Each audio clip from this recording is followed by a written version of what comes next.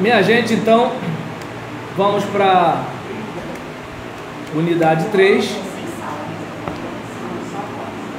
Deixa eu pegar aqui.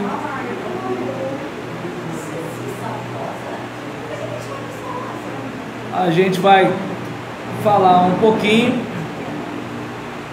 sobre os profetas menores, imperialismo, fé e reformas em tempos de dificuldades históricas. É bom a gente lembrar, né, que nesse contexto a gente vai se deter agora em Naum e daqui a pouco Abacuque, depois Sofonias.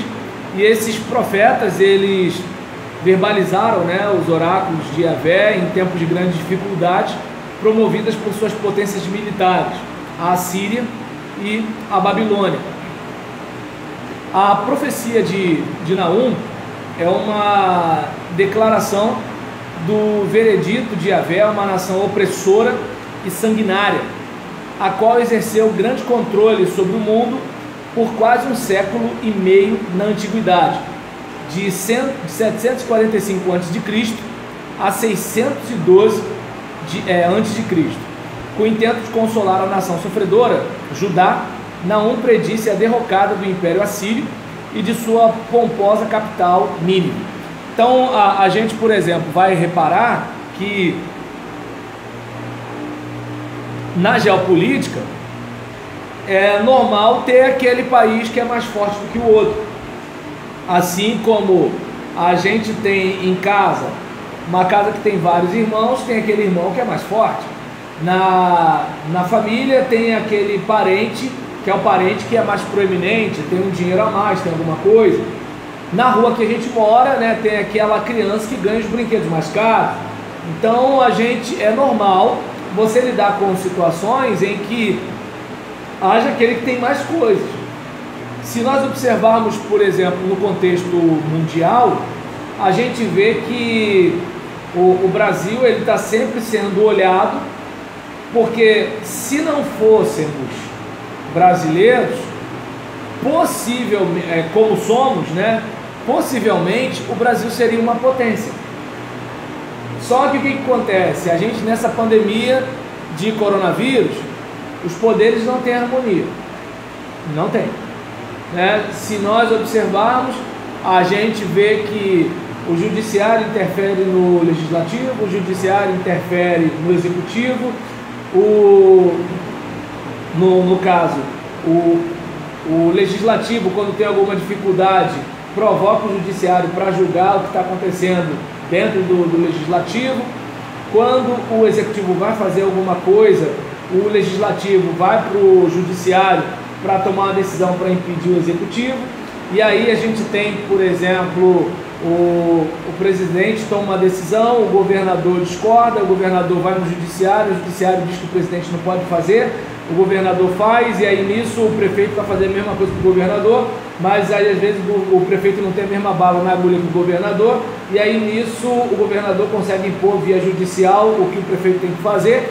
Ou seja, o vírus mesmo, ele só está fazendo o papel dele de contaminar, mas o nosso desentendimento faz a coisa ficar pior, certo?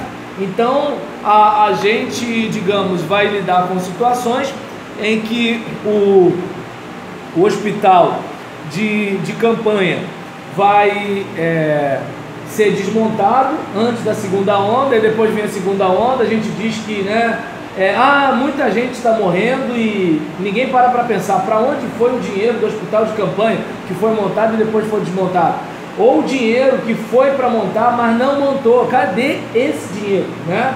Então, aí você olha para isso e vê que isso não é o vírus, não é o vírus, certo?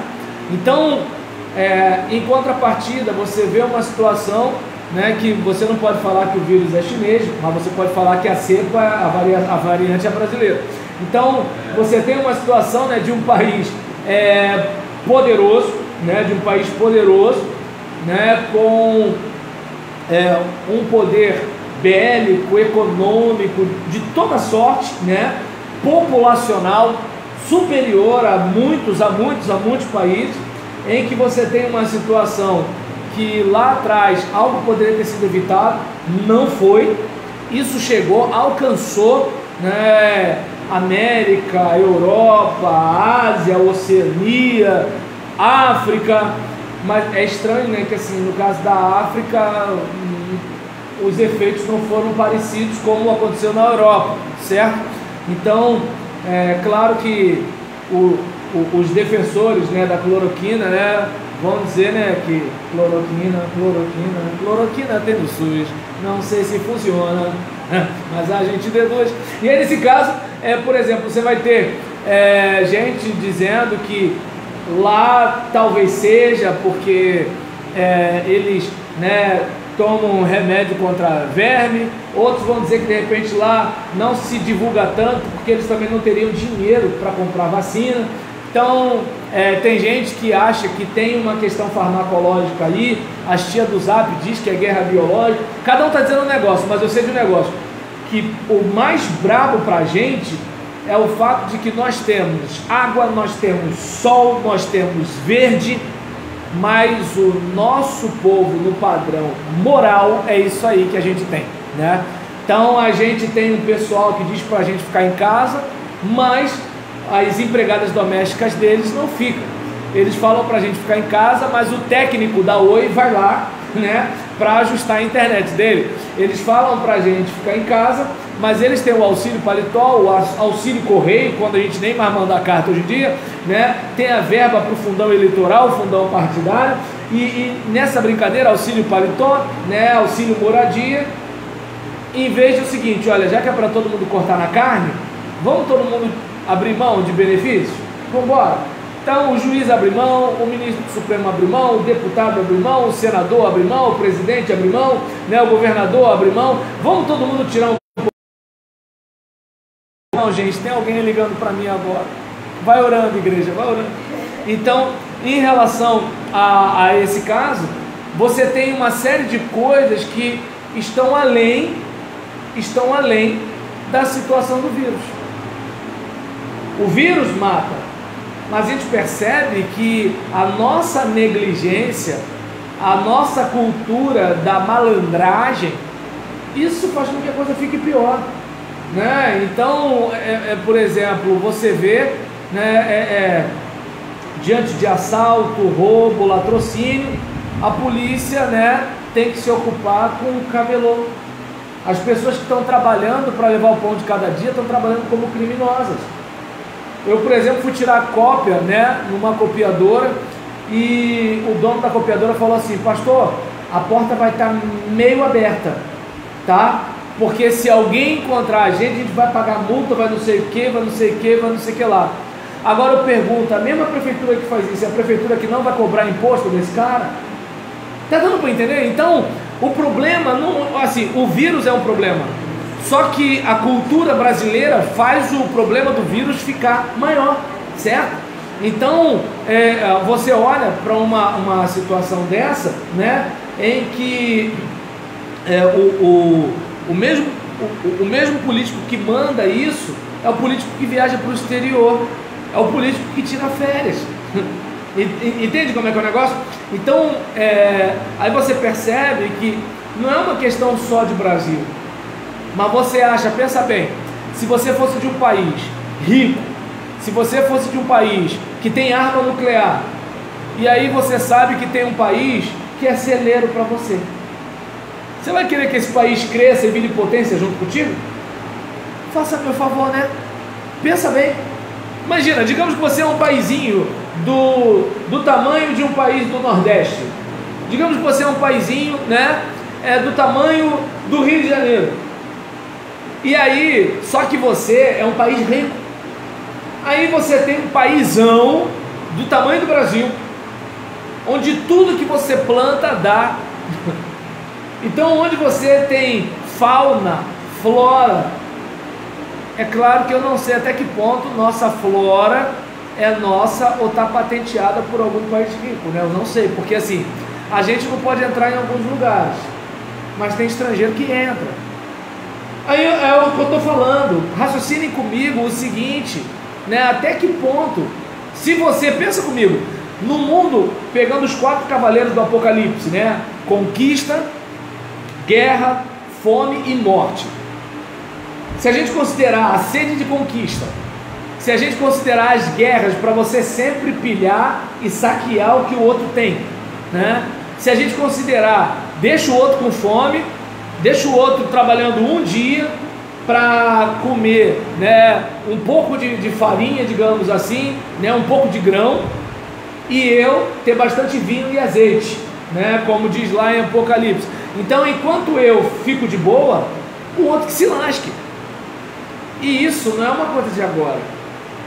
Então, observe bem, né? Eu sei que eu estou me baseando muito em filme de ficção científica, mas tenta raciocinar. No mundo egoísta, em que um vizinho saqueia a casa do outro vizinho quando tem enchente e o vizinho vai para outro lugar, num mundo como esse, em que o pobre tira proveito do pobre, né? Num mundo como esse, em que o camarada lascado vende droga para deixar o outro lascado, viciado, para ele vender mais ainda. Num mundo como esse, pensa bem, o país rico quer que a gente, com tantos recursos, seja rico também. Então, a gente percebe essa situação do imperialismo, que todo mundo sempre coloca na conta dos Estados Unidos. Agora parou um pouquinho, né, depois de John Biden ser eleito, o pessoal parece que não fala mais que os Estados Unidos são imperialistas, né? Mas assim, duas coisas que eu percebi que melhoraram, né? Os Estados Unidos melhoraram, né? Você não vê notícia muito ruim dos Estados Unidos depois da eleição de John Biden, e o Rio de Janeiro parece que não tem mais problemas depois da eleição do Eduardo Paes. Eu fico impressionado como as coisas mudaram, né? Então, o mesmo BRT continua lotado, mas então, em relação a esse caso aqui, a gente verifica, né, que Naum está deixando claro que, olha só, tudo bem, Nínive pode estar aí tirando onda, mas a tua hora vai chegar, Nínive. A Síria pode estar aí atropelando todo mundo. Hoje ninguém mais vai ficar fazendo guerra com fuzileiro naval, mas a guerra pode ser por meio da informação, a guerra pode ser por meio de, como eu posso dizer, de tentar reforçar alguém para ficar na liderança de um país ou para sair da liderança de um país. A guerra pode ter a ver com comprar ou participar de conglomerados da área de informação, alimentação, seja lá o que for. Então aí que está a questão.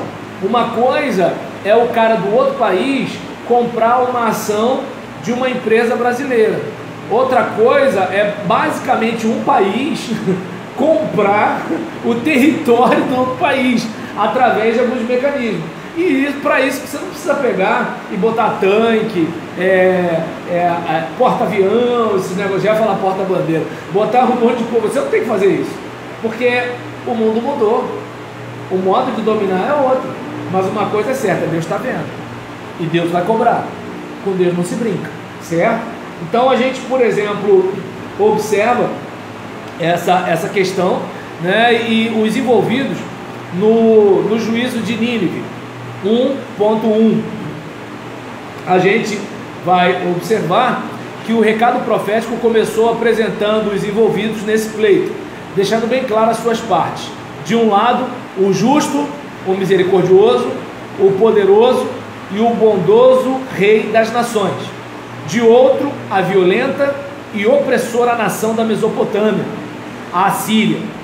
Então é bom a gente observar o seguinte: pô, legal, parece que ninguém está vendo você, nação opressora. Parece que ninguém está vendo você dominar outras pessoas. Parece que ninguém está vendo você comprar políticos. Parece que ninguém está vendo você comprar empresas de informação. Parece que ninguém está vendo você comprar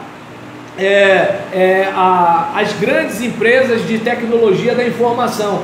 Parece que ninguém está vendo, mas o rei das nações está vivo. E a tua fatura vai chegar. Não foi diferente com Roma, não foi diferente com Babilônia, não foi diferente com a Síria, e não vai ser diferente com essa gente aí, esses poderosos que estão fazendo com que pessoas estejam sendo mortas gente não tem o que comer, gente disputando comida com cachorro na rua, entende? A gente olha para uma situação como essa, aqui no Brasil, com tanto verde, gente passando fome, com tanto terreno, gente sem ter onde morar, gente passando tanta dificuldade, e representantes políticos com benefícios que o povo não tem. Eu não estou dizendo que o cara não deve ter uma boa remuneração, eu só estou dizendo que é o seguinte: para que você vai ter direito a uma moradia em Brasília se você mora no Rio de Janeiro, pega avião para ir, pega avião para voltar? Se você pega o avião, então vamos cortar esse benefício da moradia? Pronto, já é mais dinheiro. Aí, pensa comigo, eu não sei quem ganha o quê, não sei quem é do judiciário, quem é do legislativo, até porque essas informações, elas não são claras para a gente, a não ser que a mídia queira a cabeça de um político, aí beleza. Porque hoje, né, você vê que o ex-governador Sérgio Cabral, ele é um homem bicentenário, tricentenário, só que antigamente ninguém via nada de errado nele. Não é estranho? É estranho. Como é que um homem com tanta condenação, a mídia nunca acompanhou nada de errado nele? Por que será? Entende? Como é que a gente sabe, né, que o presidente da República chamou uma mulher de gorda quando era adolescente? Entende? E a gente não consegue fazer um levantamento sobre a situação, né, de um governador, se fez alguma coisa errada ou não.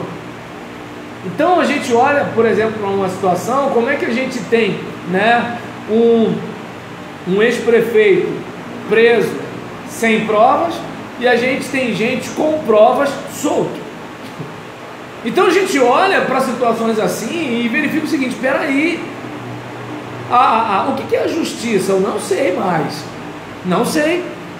Porque você, quando o Renato Russo cantava "Ninguém respeita a Constituição, mas todos acreditam no futuro da nação", eu pensava que o desrespeito à Constituição é o seguinte, o texto da Constituição dizendo o seguinte: não pise na grama. Aí você vai lá e pisa na grama. Para mim isso é um desrespeito. Mas o que eu estou vendo hoje como desrespeito é o seguinte: o texto diz não pise na grama, mas aí as pessoas com notável saber jurídico, quando elas leem não pise na grama, elas dizem: olha, está escrito não pise na grama, mas o que o texto quer dizer é que você pode pisar na grama se for meu amigo.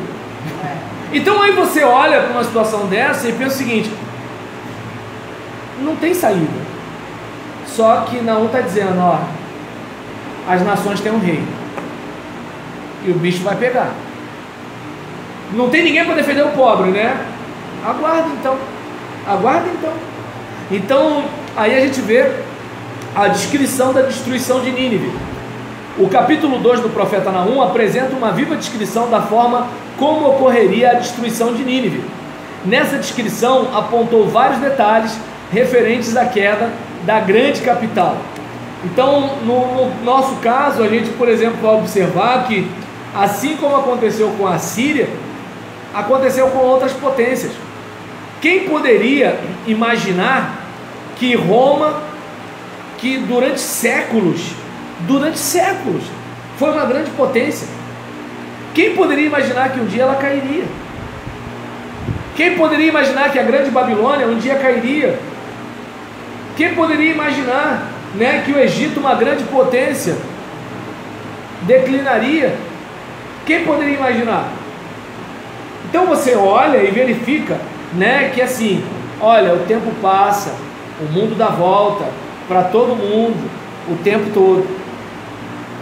Tem um Deus no céu. Tem um Deus no céu. É aquele caso, né? A pessoa, ela pode te bagunçar hoje, ela pode bagunçar o outro amanhã, mas o que é dela está guardado. Se não aqui, na eternidade, certo? Se não aqui, na eternidade. E a gente percebe, né, que a profecia de Naum, ela é dirigida a Nínive, né, no sentido de destruição. Não vai ficar pedra sobre pedra. O bicho vai pegar para o lado de vocês. A coisa é mais ou menos assim. O papo é reto, sem curva e com todas as letras. A questão dos fatores da 1.3, a questão dos fatores da tragédia ninivita, nós vamos, por exemplo, reparar, né, que na relação apresentada pelo profeta são mencionados violência, mentira e roubo, procedimentos indevidos ao relacionamento com os outros povos. Então você vê o seguinte: violência contra os outros povos. Eu não esqueço o seguinte, gente, pelo amor de Deus, espero que vocês entendam isso que eu vou falar aqui agora. Saddam Hussein não era nenhum santo. O Iraque não era uma nação de liberdade. Mas agora, se eu não me engano, isso, agora eu não sei qual foi dos Bush, né? Mas eu sei que, acho que foi o Bush filho, né? Que, peraí, a gente tem que ver essa questão de armas químicas aí. Ah, mas não tem arma química? Tem, claro que tem. Como é que você sabe? Deus me mostrou, eu estou na luta contra o mal. Aí o cara entra lá, não acha arma química, mas mata Saddam Hussein a si mesmo. E fica por isso mesmo. E aí? O ex-presidente iraniano, Ahmadinejad, prende um pastor. Esqueci o primeiro nome dele, mas era não sei o que lá, Yosef. Prende esse pastor, não sei quantos lembram, todo mundo fazendo corrente de oração, pedindo por ele e tal. Ahmadinejad vem aqui no Brasil. Não lembro agora se foi o governo Lula ou o governo Dilma, eu acho que foi o Dilma. E aí nisso ele veio aqui no Brasil, o pessoal fazendo protesto na porta do hotel, ninguém nem aí para a hora do Brasil. O que aconteceu? O cara foi morto, na maior tranquilidade. Então a gente, por exemplo, olha, né, a violência tranquila, numa boa. A questão não é se a coisa é certa ou errada, é quem faz. Essa é a questão. Entende? Eu, por exemplo, olho para uma situação dessa e fico pensando, gente, peraí, daí onde se levantam os profetas. É claro que, eu não sei se vocês lembram, quando eu falei sobre profecia aqui, eu estava até falando, acho que foi para a Kátia, sobre aquela questão de que muitas vezes as pessoas tratam a profecia como se fosse um pensamento positivo, como se fosse um desejo, ou como se fosse uma previsão de futuro. Você, na profecia, você pode falar de algo esperançoso, você pode prever o futuro, mas profecia tem muito a ver, inclusive, com denúncia. Cadê profeta para falar a verdade, mesmo correndo o risco de passar por alguma dificuldade? Esse é o caso. Um irmão, membro ainda não, né, que está frequentando nossa igreja, ele estava fazendo uma crítica sobre político evangélico, e nisso ele tocou no assunto sobre, mas pastor, um político, um evangélico pode ser político, um pastor pode ser político, alguma coisa do tipo. Falei, cara, o cristão, ele pode exercer a profissão que for, porque o risco dele é o testemunho. Ah, mas ele na política vai se corromper. Eu falei, cara, eu como pastor posso me corromper. O que é mais fácil? Chamar a atenção daquele garoto que chegou aqui, que os pais dele não são da igreja, chamar a atenção daquele garoto que, assim, se ele for excluído ninguém se liga, ou chamar a atenção do amigo, que vai todo mundo perguntar por que ele foi excluído, vai todo mundo falar, mas tem que ajudar ele, mas não pode botar as pessoas para fora. Enquanto isso, o malandro vai só rindo da tua cara e bagunçando o corito. E aí você, para manter o seu e ganhar o seu no final do mês, você finge que não está acontecendo nada. Aí eu falei para ele, isso não é corrupção? Isso não é corrupção? Fazer vista grossa para um safado, porque o dízimo dele é alto, isso não é corrupção? Fazer média, né, com aquele cara que toca e canta, todo mundo fica arrepiado, isso não é corrupção? Então é um negócio que é o seguinte, aí eu falei, por exemplo, você acha que tá legal, o crente que vai para a política, ele vai se corromper, tá? O praça da polícia militar, ele não passa dificuldade não? Para ele ser um cristão e continuar sendo praça, fazendo ronda, enxugando o gelo do crime organizado? Porque vamos e venhamos, nossas autoridades querem resolver o problema do crime organizado? Eu não sei se vocês lembram daquele militar que foi preso na Espanha, não no Brasil, foi preso na Espanha por causa de tráfico através de avião da Força Aérea,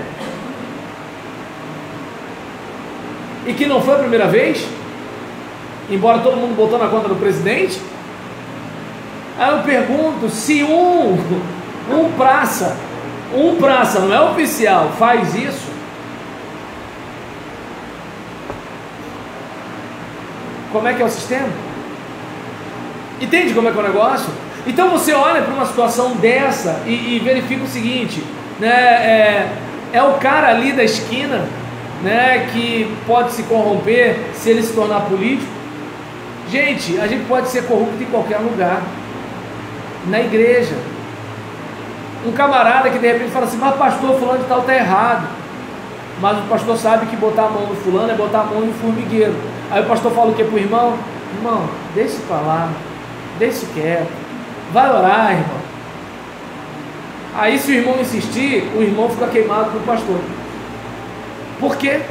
Porque o irmão está querendo fazer o que é certo. Ou seja, a corrupção, irmãos, não tem a ver com política, a corrupção tem a ver com gênero humano.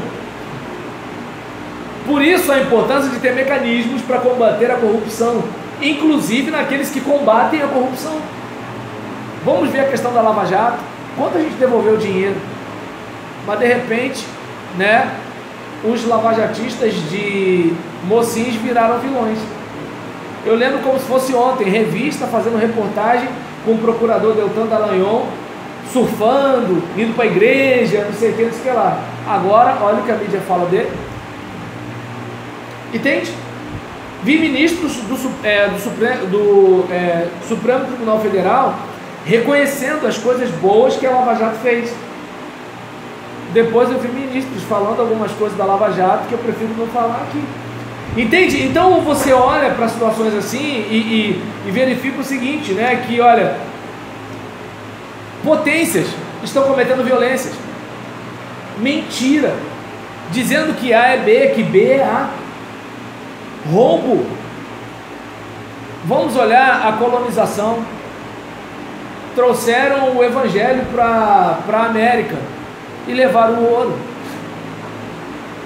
Entende como é que é o negócio? Claro que a colonização dos Estados Unidos foi diferente, porque eles vieram para morar, mas na América Latina vieram para sugar, para drenar. Essa cultura no Brasil é desde o início, Então nós olhamos, né, e vimos que, além disso, são citadas feitiçaria e prostituição como expediente utilizado para o aumento de prazeres e aquisição de orientações sem compromisso. Então a gente percebe que assim, vamos manipular a religião, vamos manipular o sagrado. Por quê? Porque o sagrado lida com a produção de sentido, o sagrado lida com os símbolos. Então quando o indivíduo ele vê Jesus em Che Guevara, entende? Quando ele vê, né, por exemplo, um elemento sobrenatural em algo histórico, aí você dá um significado muito grande. Não, peraí, o MST não está invadindo propriedade privada de alguém. O MST está defendendo o pobre que não tem onde morar. Olha como é que fica diferente. A questão é o discurso, não é o fato. Entende? Por exemplo, a gente sabe que a gente tem um presidente que vez por outra fala uns negócios que assim a gente não aprova. E quando ele fez uma homenagem, né, para aquele militar da ditadura, o Ustra, foi a mesma em que um deputado, se eu não me engano, Glauber Braga, fez uma homenagem a um revolucionário chamado Marighella, né? E aí, por exemplo, todo mundo só olhou para o que o presidente falou, ninguém olhou para o que o deputado falou. Como se, por exemplo, a revolução pelo proletariado, digamos assim, que não era bem democracia, fosse válido. Teve gente que morreu, Teve gente que foi sequestrado. Teve gente que queria tocar violão como todo mundo, que queria almoçar, viver como todo mundo. Mas você percebe que tem o fato e tem a versão. É aquele caso, né? Por exemplo, você saiu e voltou depois de meia-noite. A sua mãe falou que era para voltar às 10. Claro, isso na minha época. Hoje em dia o cara sai às 10, né? Mas assim, na minha época tinha que voltar às 10. E aí acontece, o cara em vez de voltar às 10 voltou meia-noite. Você está errado. Não, deixa eu explicar. A senhora falou 10, mas a senhora lembra que não sei o quê, 9 fora, entende? Então aí você olha e verifica que é mais ou menos assim. Existe o fato, mas a gente conta de um jeito que fica mais bonito. E isso acontece, né, no meio de comunicação, acontece nos poderes da república, acontece, né, no discurso com o vizinho e assim por diante, né? Então a gente é como, por exemplo, Maradona bota a mão na bola e a gente chama de mão de Deus. E a gente fala com um sorriso na voz, como se fosse a coisa mais tranquila do mundo, entende? Então a questão, né, do aparelho religioso, vamos cooptar a gente, vamos trazer aquele religioso para o nosso lado, e nisso que ele falar algumas coisas, a gente cola com ele. Aí qual é o problema? Aquele religioso fala que fulano de tal foi levantado por Deus. Aí todo mundo cola com o religioso, né, e vota naquele cara que foi levantado por Deus. E o cara levantado por Deus faz serviço para o diabo. Aí tu fica cabreiro com o religioso. Aí vem um outro político, e aí o religioso fala que aquele outro foi levantado por Deus. E aí tu vai com ele. Ou então um religioso fica sempre criticando o governo, sempre criticando fulano de tal. E aí você junta com aquele religioso e fala assim, Jesus no lugar dele faria a mesma coisa. Só que esse religioso não usa essa mesma força contra o outro político, só contra esse. Percebe como o aparelho religioso, muitas vezes ele é aliciado, cooptado, comprado, prefiro que não seja isso, esse é o termo, né? Para quê? Para mexer com o imaginário das pessoas. Então, a gente, por exemplo, vê a questão não vou muito longe, história da igreja, Constantino. Vamos fazer a média com os cristãos? Dizem que foi nesse período que a igreja começou a entrar, né, no declínio, quando o pessoal começou a parar de morrer e o pessoal começou a ter uma vida mais cômoda. Então, a questão da prostituição, vamos e venhamos, né? Balaque quer dominar o povo de Israel, mas não dá, porque Deus tem ajudado os caras na guerra. Balaque quer amaldiçoar o povo de Israel, não dá, porque não tem como amaldiçoar que Deus abençoou. Então o que acontece? Vamos botar as mulatas de Sargentelli lá. E aí, todo mundo de olho na mina do cara. Pronto, o pessoal caiu, pecou, virou bagunça, e o próprio Deus arrasou com o povo que ele protegia.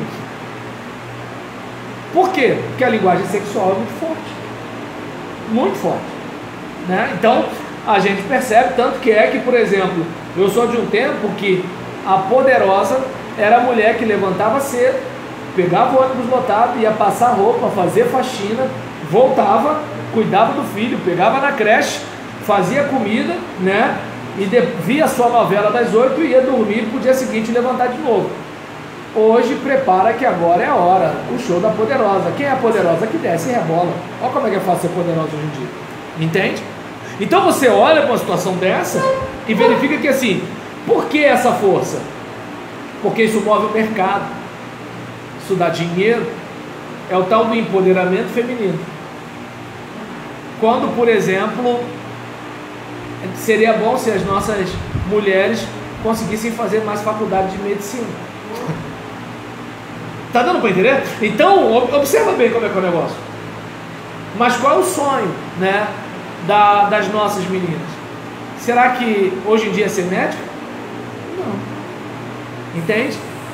Vamos fazer um vídeo requebrando para ver se a gente consegue, né, uma chance de fazer um vídeo lá na frente e virar uma poderosa também. Tá dando para entender? Mas quer influenciar, entende? Mas quer influenciar com que conteúdo? Deu para entender? Então a gente olha para uma situação dessa e verifica que, vamos e venhamos, você acha que isso é do nada? Você acha que ninguém ganha com uma juventude drogada, com uma juventude viciada, com uma juventude violenta, com uma juventude que não vira um concreto, com uma juventude que não assume os filhos que faz, com uma juventude, entende que, por exemplo, o negócio é só movimento pélvico, o resto deixa para lá. Então aí eu pergunto, você acha que ninguém ganha com isso? Isso faz um país fraco. Imagina a situação, o nosso jovem é o mesmo cara que picha a parede da sua faculdade. Ah, mas se a coisa é pública, é minha, eu posso fazer o que eu quiser. Já que a coisa é pública, é minha, eu tenho que preservar e cuidar. Então a gente olha e verifica o seguinte, a quem interessa isso? Eu desconfio que é alguém que está lá fora, que quer um motivo para tomar o Brasil. Porque o brasileiro não cuida do pulmão do mundo com responsabilidade. Teoria da conspiração, mas eu não dei nome de ninguém. Entende como é que é o negócio? E vamos e venhamos. Pensa comigo.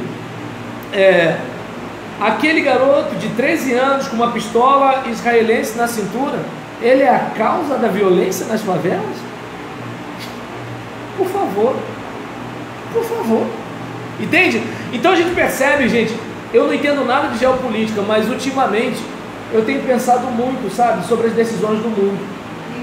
Eu tenho pensado demais, demais mesmo. Até que ponto as organizações mundiais, até que ponto elas estão realmente interessadas no bem dos brasileiros? Até que ponto, sabe, os partidos políticos que dizem defender o povo, até que ponto os parlamentares que estão defendendo aí, né, o auxílio emergencial, até que ponto eles realmente se importam com a gente? Até que ponto o pessoal, né, que correndo atrás de leis em relação a cotas, está realmente se importando com o negro igual a mim? Porque pensa comigo, eu quero uma chance de entrar na faculdade agora, ou eu gostaria de ter uma chance de ter tido uma boa base lá quando eu era pequeno? Entende? Porque qual foi a história da minha geração? A história da minha geração foram pessoas que tiveram que estudar em escola pública e não tiveram condições, né, de passar no vestibular e teve que se desdobrar para pagar uma faculdade. E em contrapartida, né, o pessoal que podia estudar em escola particular foi o pessoal que passou no vestibular e entrou na federal e na estadual. Então, ou seja, será que eu precisava, né, de uma chance para entrar às custas de um branco não entrar? Porque assim, não tem bolo para todo mundo. Eu fico feliz de eu ter a cota? Claro que eu fico. Vou aproveitar? Vou. Mas eu fico pensando naquele branco favelado, aquele branco que mora na minha rua, que de repente estudou pra caramba, mas também perdeu a vaga. Aí, entende? Aí eu pergunto o seguinte, e eu não vou nem entrar no mérito de falar que eu sou contra ou a favor, porque senão eu levo bala, né? Então, mas assim, o que eu estou dizendo é que é o seguinte, enquanto a gente faz isso, não era melhor darem uma boa fundamentação pra gente? Não era melhor dar uma educação decente? Mas eu pergunto, se todo mundo tiver educação decente, o político que de repente tem, né, uma ação, não sei o que lá, uma empresa na área de educação de não sei o que, uma faculdade de não sei o que lá, será que ele ganha alguma coisa? Ou seja, tem gente que ganha com a desgraça, gente. Tem gente que ganha com a desgraça.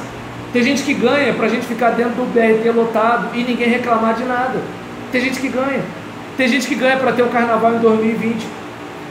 Tem gente que ganha. Entende? E enquanto isso, a gente perde. E muitos de nós brigando na igreja, brigando na família, em vez de perceber que assim, olha, alguém está ganhando com isso, quem está ganhando não quer perder. Nessa pandemia, quanta gente não teve lucro? Quantos segmentos não tiveram lucro? Cadê alguém, já que é para todo mundo cortar na carne, cadê alguém para dividir? Cadê alguém para dividir? Não tem, não tem, né? Então, bem legal, fica aí dizendo que quer me dar auxílio emergencial para eu achar que você está do meu lado. Tá bom, só que a gente quer ficar do meu lado, faz aí alguma coisa para tirar os seus benefícios e você ganha só o teu. E aí ajuda a gente, tira o fundo eleitoral, tira o Vale Lagosta, tira a cerveja importada, entende? Meu marido perdeu o emprego, vai pensar dividido pela metade. Como a gente faz? É o que eu estou dizendo. Entendeu? Então, eu não sei se está dando para perceber que é o seguinte: tem todos esses fatores. Você vê que há uma situação, né, triste, há uma nação que está apertando, que está oprimindo a outra, porque percebe, gente, voltando aos 4 cavaleiros do Apocalipse, a conquista é aquele caso, por exemplo, enquanto na generosidade o que é meu pode ser teu, na usurpação o que é teu pode ser meu, entende? Né? Então, por exemplo, a gente olha para a situação em que, assim, vamos lá, os países que se importam, né, com o nosso ecossistema, por que eles acabaram com o ecossistema deles? Entende? Se eles se importam com a questão da vida humana, por que eles querem homologar, né, padronizar a morte de crianças indefesas no ventre materno? Por quê? Porque se a gente não pode matar um estuprador, por que pode matar o feto que é resultado do estupro? Então eu não sei se dá para perceber, né, que assim, a gente chegou ao ponto de defender os ovos da tartaruga, mas não defende os fetos no ventre materno, que não escolheu, né? Então a gente olha, por exemplo, para isso. Desculpa, eu não consigo achar que não tem alguém que ganha com essas coisas. É como, por exemplo, se a gente pegar as questões da própria igreja, por que algumas igrejas não crescem? Por causa de alguns interesses de uma meia dúzia de pessoas. E elas sabem que, por exemplo, se a igreja crescer muito, elas perdem o poder que tem. Perdem. Porque numa igreja de 100, 10 que são influentes, eles conseguem contornar as coisas. Mas se a igreja chegar a 1000, eles não têm influência.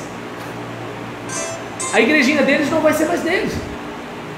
Então, ou seja, essa coisa de conquistar, de querer o que não é seu, isso é desde lá do Éden. Deus deixou um pomar, mas o homem quer a árvore que não pode. Davi tem um harém, mas ele olha para a mulher que ele não pode. Ele tem um harém, meu Deus do céu. Ele, pô, essa para segunda, essa para terça, mas ele quer a que não pode. Vocês percebem o que é o ser humano? Então é aquela coisa de assim, eu vou tirar, mas como é que eu tiro? Dizendo que gosto de você, eu me importo contigo. É uma crítica construtiva. Eu estou do seu lado. Só que é o seguinte, o fato é o fato, né, gente? O fato é o fato. O cara está furando meu olho e diz que se importa comigo. Quer me enganar, me dá bala. Então a gente vê, por exemplo, no caso de Nínive, essa situação. Indo para Abacuque, a profecia divina sobre a Babilônia, a vara, né? A profecia sobre a Babilônia, a vara da correção divina. Bem, a gente verifica, né, que a mensagem de Abacuque foi fruto de questionamentos feitos por um profeta que desejava fazer uma leitura correta de seu tempo e que se esforçava por entender o relacionamento que Deus estabelecia com tal história. E nesse caso aqui, nós observamos o seguinte: Abacuque, ele está em crise, porque o povo de Israel está fazendo uma bagunça. É meio que assim, vamos lá, digamos que pastor Fagundes está pastoreando sua igrejinha lá, feliz da vida, mas chegou um novo membro lá na igreja, que ele está conseguindo desarticular o sistema. Não, isso aqui não tem nada a ver não, pastor não sei o que lá, pastor, ó, tô do teu lado, hein, mas aí vai minando a liderança do pastor, conversa com um, conversa com o outro, entende? Por exemplo, as pessoas têm dificuldade com o crente problemático. De coração, gente, eu não tenho. Porque o crente problemático, ele é quem ele é. Se ele não gostou da tua pregação, você vai saber. Se ele não gostou da sua reunião, você vai saber. O cara que mina a sua liderança, ele não é assim. Ele diz para você... Mas isso não é problema. Sim, mas eu estou falando problemático na linguagem comum. Entende? Por exemplo, para mim ele não é o problemático, mas ele é o problemático. Ele é rotulado como problemático. Por exemplo, ele sempre questiona, ele sempre não sei o que lá, ele sempre não sei o que. Eu entendo que ele poderia até relevar, mas isso é o chato. Só que, por exemplo, ele, embora seja assim, você sabe quem ele é. Se você não gostar dele, você sabe de quem não está gostando. Eu tenho medo dos bonzinhos da igreja. Os bonzinhos da igreja que me preocupam. Por quê? Ele está rindo para você, mas quando ele está conversando com a outra pessoa, ele está fazendo a tua caveira. Ai, me arrepiei. Entende? E aí o pior que é o seguinte: você acha que ele é seu amigo, você acha que ele está do seu lado. Quando ele te dá um conselho, você pensa que ele está te orientando para te dar um bizu. Pastor, vai por mim. Não, ele está fazendo de você uma peça do jogo de xadrez que ele já tem na cabeça. Entende? Então o que acontece? Aí, pastor Fagundes, perdão, Marcelo não é pastor ainda não, né? Ah, então tá bom. Aí, não, porque vai que, não, eu não estou dizendo nada. Primeiro que eu sou batista, não tem revelação nenhuma aqui, o fogo é baixo, entendeu? É diferente, estou outro nível, vocês eu sou devagar. Então, aí nesse caso, né, quando Deus me usa eu nem sei, só para ter uma ideia. Então, em relação aí, por exemplo, eu já preguei numa igreja que eu terminei de pregar, o pastor fez reunião com os obreiros para dizer que ele não tinha me contado nada, só para ter uma ideia. Mas assim, e não tinha mesmo não, mas só que eu acertei sem saber, né? Em relação a isso, onde eu quero chegar? Tá lá o pastor feliz da vida, chegou um membro novo, vai somar. Só que o que acontece? Aí esse membro vai, tá do lado do pastor, não sei o que lá, chama o pastor para almoçar e não sei o que. Só que o cara tem uma estratégia. O pastor é bucho, o pastor está inocente. O pastor está achando que ele vai abrir a Bíblia e vai pregar. E o povo vai abrir o coração, vai chorar, vai mudar. Eu já fui assim, já fui mesmo, né? Então, eu já fui daqueles que antes da ceia fiz um apelo. Você que está com mágoa de alguém, sabe o seu lugar para a gente orar? Ninguém saiu, entende? Aí nesse caso, a respeito disso, aí você vai perguntar, e estava com mágoa? Você que está dizendo, eu não sei. Então, em relação a isso, por exemplo, tá aquela situação toda, o pastor cheio de sonhos, cheio de visão, e o malandro lá. Você viu esse pastor e tal? Não, mas pastor é uma benção. Ó, é que você, sabe, tá aqui direto, você só conhece a igreja, já andei por várias igrejas, minha vida é andando por esse país, né? E aí nesse caso e tudo tal, quando você vai ver, aquele cara que apoiava o pastor deixa de apoiar. E o pastor não consegue entender, mas esse cara sempre me apoiou. Mas é porque dia após dia, durante semanas, né, o cara ficou lá minando. Aí, o outro irmãozinho, era pau para toda a obra, o irmãozinho começou a ficar longe. Mas o que aconteceu? Até que chega uma hora, né, que assim, esse cara que estava do teu lado fica contra você, mas quando ele fica sabendo que é o seguinte: agora Absalão pode tomar o reino, entende? Porque ele já ficou dias e dias na porta da cidade. Se fosse eu o rei, você não ia ficar nessa fila. Se fosse eu o rei, você não ia passar por isso, entende? Então aí nessa situação, quando Absalão vai, é porque já está na boa. Davi não queria matar o filho, porque o coração dele era diferente do filho dele. E aí é onde você vê a situação. Por exemplo, o crente que é ruim, ele está disposto a acabar com a igreja, porque ele quer tomar o poder dele. O crente que é bom, gente, não quer arrumar confusão. Aí o pessoal do bem começa a sair fora, porque não vai querer ficar com o brigão e não vai querer apanhar com o pastor. Pastor, você foi chamado para isso. Eu sou um simples membro, eu só quero buscar minha bênção, entendeu? Então eu vou para outra igreja que não está tendo como. Covardia? Da pessoa se afastar? Tem duas situações. Pode ser uma questão de covardia, de não lutar pelo que é certo, sabe que a coisa está errada, sabe que tem um inocente que vai levar a bordoada, pode ser covardia, e pode ser também o seguinte: o crente bom, ele não tem traquejo para briga. O crente ruim tem, entende? O crente ruim sabe fazer intriga, sabe onde vai, e nem toda sabe quem é o Maria vai com as outras. O crente bom, ele não leva muito jeito para isso. O crente bom, quando ele vai fazer fofoca, ele faz fofoca com a pessoa envolvida na fofoca, entende? Porque ele não tem a manha, entende?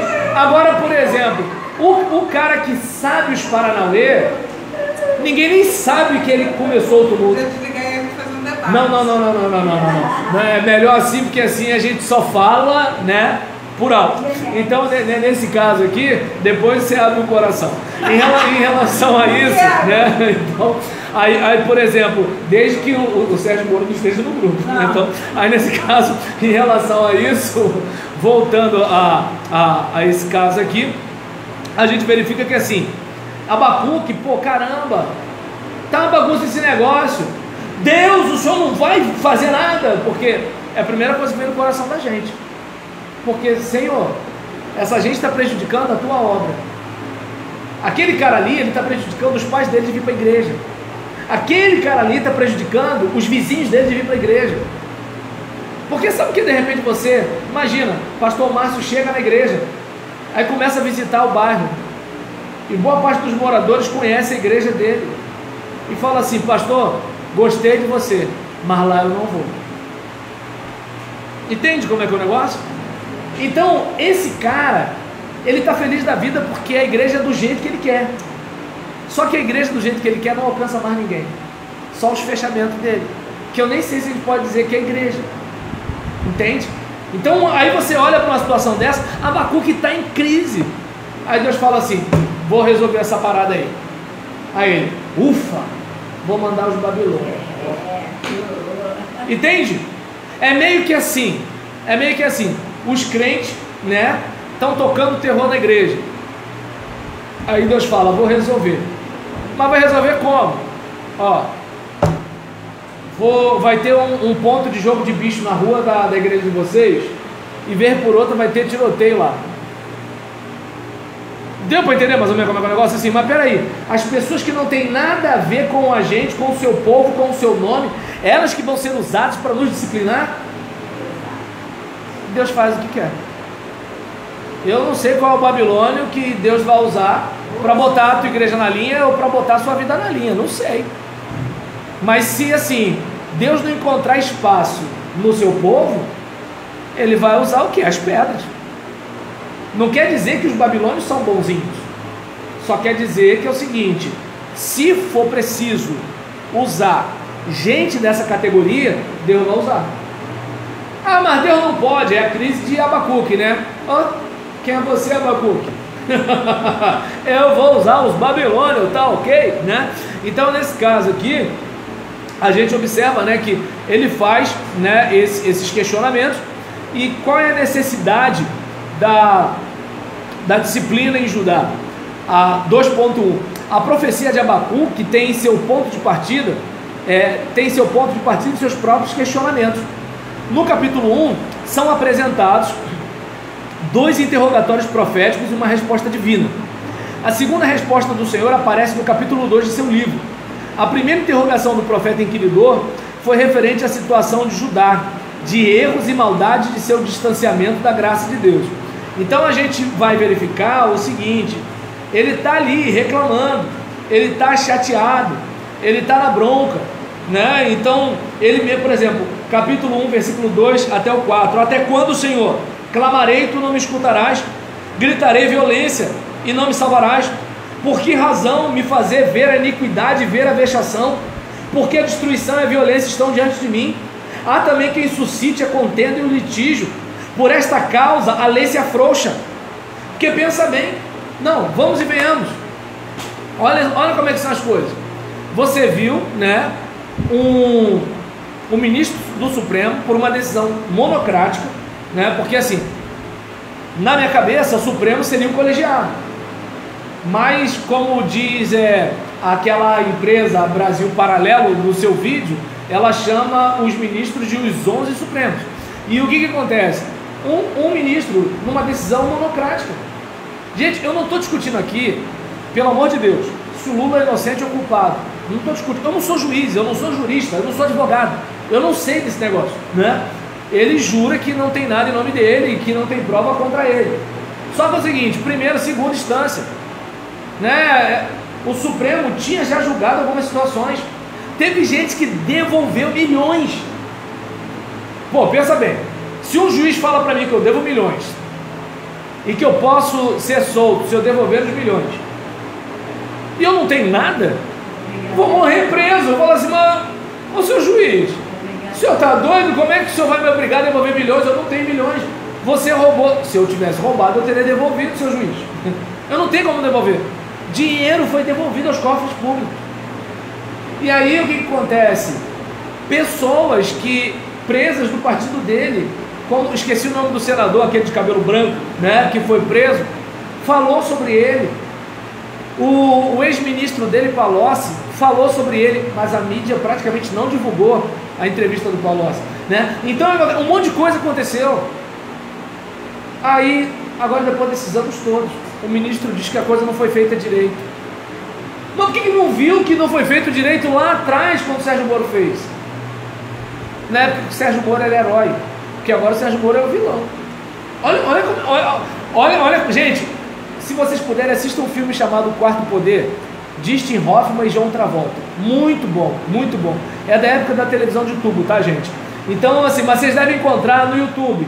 Não sei se vocês colocarem O Quarto Poder, vão encontrar, porque o YouTube também vende filme. Então, mas assim, sei lá, O Quarto Poder dublado, né? John Travolta e Dustin Hoffman dublado, alguma coisa assim. O cara, ele estava numa dificuldade financeira e ele, não sei se foi um sequestro que ele cometeu, e enquanto a mídia estava tendo uma direção no jornal, ele era um cara que precisava de ajuda. Quando mudou a direção, né, ele já virou um outro cara. Foi um negócio fenomenal, né? Então, aí, por exemplo, você vê um discurso como aquele, e você olha para aquilo e fala assim, caramba, como é que pode? E onde eu conversei até com a minha esposa, eu falei assim, olha, quem sou eu para criticar o ministro Fachin? Mas quando o ministro Marco Aurélio critica o que o ministro Fachin faz, com muito jeito, mas critica, falei, peraí, a gente está falando do decano do Supremo Tribunal Federal criticando a decisão de um colega. Então deve ter alguma coisa aí.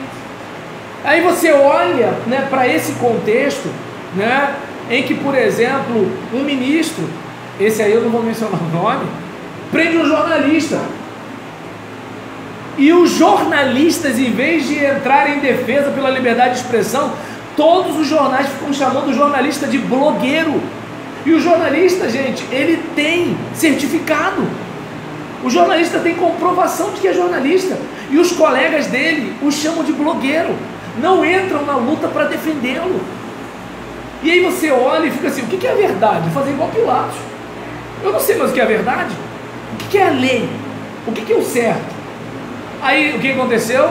Eduardo Cunha já está também, peraí, vamos resolver, ó, vamos ver essa questão da minha condenação, para ficar legal, o povo quer o melhor, Sérgio Cabral, vamos embora, tá vindo a reboque, geral, é o seguinte, não, peraí, ó, é o seguinte, ó, isso aqui era um óculos, mas se agora um ministro disse que esse óculos é uma bola de gude, então os outros óculos também têm direito de querer ser bola de gude. Acabou? Então, se está escrito que união estável é um homem com uma mulher, mas o Supremo diz que um homem e uma mulher significa um homem com um homem, uma mulher com uma mulher, opa, peraí. Então, né, digamos, se eu pegar um pitbull e dizer que é poodle, não tem problema nenhum. É só chegar e pedir ele lá para reinterpreta aqui o negócio, entende? Então é só, por exemplo, dizer agora, né, que A é B, B é A, só que nessa brincadeira a gente vira uma situação de terra de ninguém, porque a gente não tem parâmetro, a gente não tem regra, a gente não tem nada. Eu, por exemplo, tive um embate numa assembleia em que, por exemplo, o texto está dizendo que a gente, não tendo possibilidade de receber os membros por carta de transferência, a gente recebe por aclamação. E aí na discussão estava dizendo o seguinte, não, mas para receber por aclamação alguém que é da mesma denominação. Eu falei, não está escrito no texto. Se é para fazer assim, vamos reformar o estatuto, porque vale o que está escrito. Pô, no jogo do bicho, gente, vale o que está escrito. Como é que nos documentos legais não pode valer? Então a gente está vendo desse jeito. E aí eu volto para cá para a leitura do texto. A minha base foi essa, né? Desculpa de fazer paralelo da Bíblia com o Brasil, tá, gente? Eu não sei, desculpa. Vai chegar o dia, teve uma irmã, ela mora na rua dela, Graça Ferreira, né?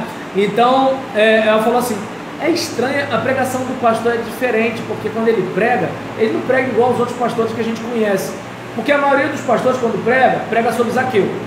Aí o pregador sabe o que ele faz? Ele reconta a história de Zaqueu que a gente já conhece. Aí a gente vai para casa. Não, eu aplico a história de Zaqueu no nosso dia a dia, porque é muito fácil xingar Zaqueu. Agora, e se Zaqueu sou eu? Se Zaqueu é você? Criticar o povo de Israel é mole, mas tem que aplicar. Quem garante que eu não sou povo de Israel também? E aí? Então eu não sei se dá para perceber que assim, esse meu jeito de pregar é que tem gente que não gosta. Por quê? O povo quer ter aquela ilusão de que eles são bonzinhos, entende? E aí você prega assim, olha meu irmão, vai dar tudo certo, porque Deus está vendo sua luta. Essa parte é bíblica, mas aquela outra do também, seja homem, te conserta, cala a boca, essa parte também é bíblica, entende? Ou seja, só que essa parte a gente não quer. A gente só quer a goiabada, a gente não quer a palmada, né? E então, continuando aqui, porque a destruição e a violência estão diante de mim, há também quem suscite a contenda e o litígio. Contenda e o litígio. Por esta causa, a lei se afrouxa. Não sei se vocês lembram de um terrorista chamado Cesare Battisti, que ele veio da Itália para cá, ele estava condenado, e aqui, cá no Brasil, ele, né, teve direito à liberdade, até que o presidente foi eleito, e aí ele fugiu, se não me engano, acho que para a Bolívia. O que aconteceu?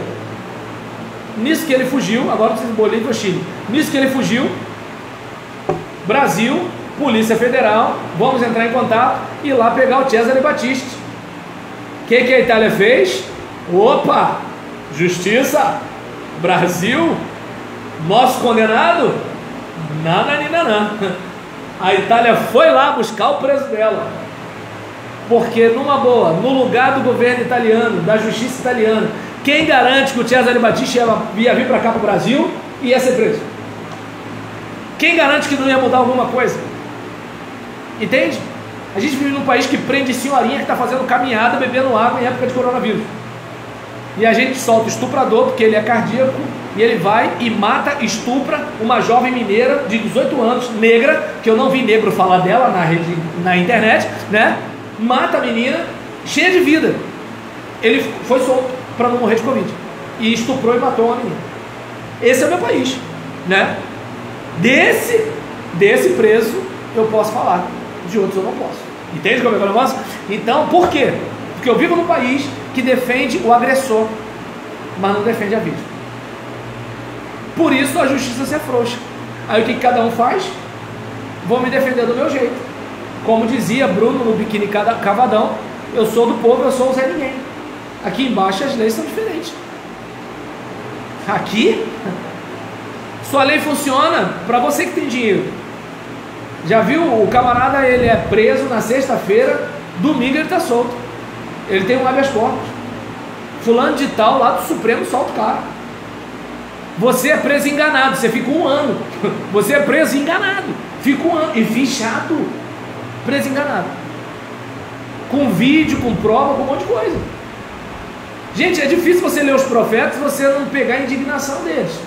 Então você vê, né, a crise dele diante dessa situação. E aí Deus vai e usa a Babilônia. Quando usa a Babilônia, ele fica na crise. Quais são os abusos cometidos pela Babilônia?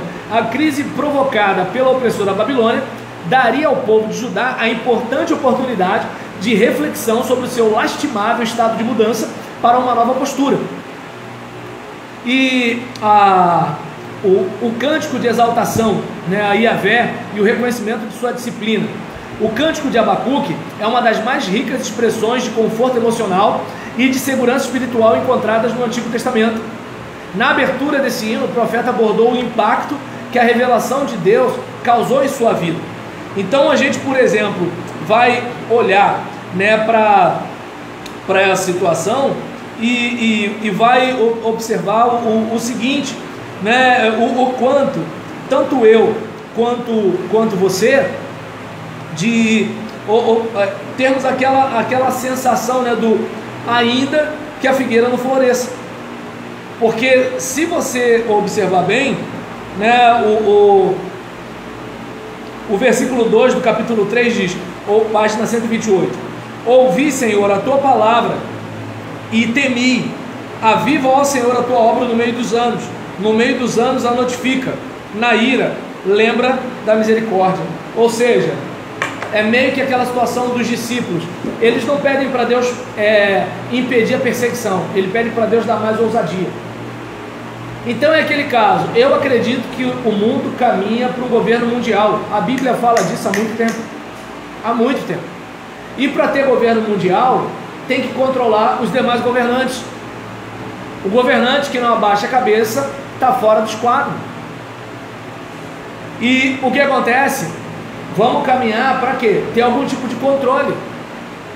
Vamos levantar profetas dessa nova ordem mundial. Estou falando de Apocalipse, tá? Não estou falando que está acontecendo isso no mundo, não. Pelo amor de Deus, estou falando do Apocalipse, não é fake news nem tia do Zap, né? Porque tem isso. Falar que pastor é ladrão a gente pode, mesmo sem prova, mas agora tem coisa que a gente não pode falar, senão a gente é antidemocrático. Então, nesse caso, a gente, por exemplo, isso porque a gente vive num país que tem liberdade de expressão, hein, e de pensamento. Mas, voltando para cá, a gente olha para uma situação como essa aqui, do tipo, olha, nos últimos dias, os homens vão ser isso, isso, isso e isso. Vai ter o povo da sinagoga de Satanás. O amor de muito vai esfriar. A iniquidade vai multiplicar. Não tem para onde correr.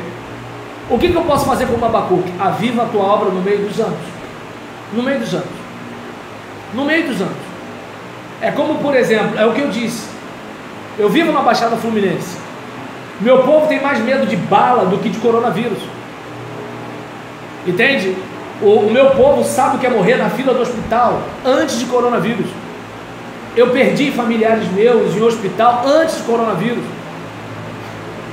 Eu, com muito aperto, pago um planozinho mais ou menos que não dá nem para ficar internado.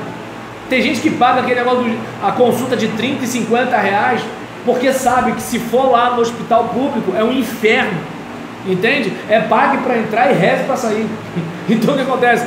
Aí você olha para uma situação dessa. O Brasil já era Brasil antes de pandemia. Os políticos já eram o que era antes de pandemia. Com a diferença, hoje a gente tem a maldita da internet, né? Então a gente vê um monte de coisa que a gente não via antes. Esse é o problema hoje. Tá dando para entender? A Nossa Senhora dos prints está acabando com a vida de muita gente. E o que estão querendo? Vamos sufocar a internet também. Entende? Vamos sufocar a internet. Por quê? Porque ela está mostrando, né, que assim, você não pensa isolado. Tem mais gente que pensa igual a você. Só que essa gente não tinha voz. E aí o povo da bolha dizia para você como o mundo era. Só que é o seguinte, a gente está vendo que tem uma gente que fala de paz, mas essa gente não tem paz. Gente que fala de amor, mas não tem amor. E quer dizer que eu que tenho ódio religioso, que eu que tenho não sei o que lá e tal. Agora vai ver a vida dessa gente e vem ver a minha. Vem ver a minha. Ah, porque os pastores, vamos comigo para Vila Paulina e me mostra como é que é ser pastor. Vai lá para a minha igreja comigo. Prega lá o sermão que eu prego. Entende? Não sei se vocês viram que teve um vídeo de pregação, que eu não vou entrar em detalhes aqui obviamente, mas que eu mandei e coloquei assim: assista os primeiros 6 minutos e ore. Quem ouviu sabe o que ouviu. Então o que acontece? Diante dessa situação, aí vem uns bonitinhos aí, falando, fica em casa, que os pastores, que as igrejas. Eu vou falar um negócio, vamos lá.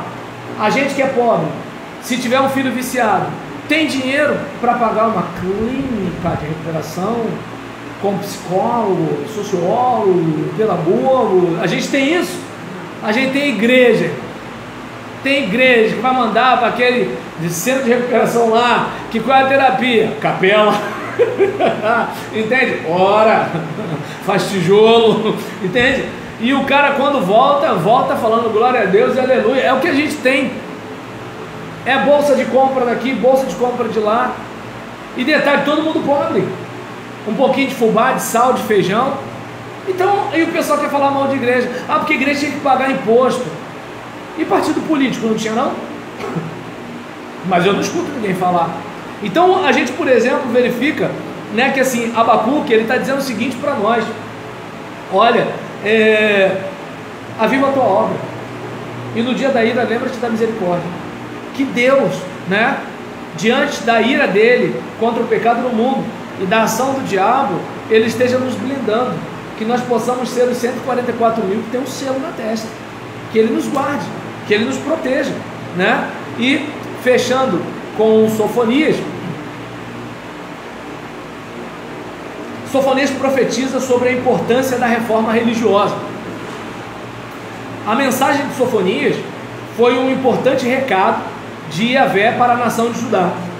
Na última metade do século 7 a.C., época em que o rei Josias governava a nação, a herança maldita de Manassés. Manassés retomou a idolatria que já havia sido eliminada do meio do povo por seu pai, e isso fez em ato de irreverência e desrespeito, não só ao monarca piedoso, mas também ao próprio Deus. Então a gente vê, né, que assim, enquanto, né, por exemplo, a gente tem uma situação em que um rei quer fazer o que não deve, um profeta se levanta.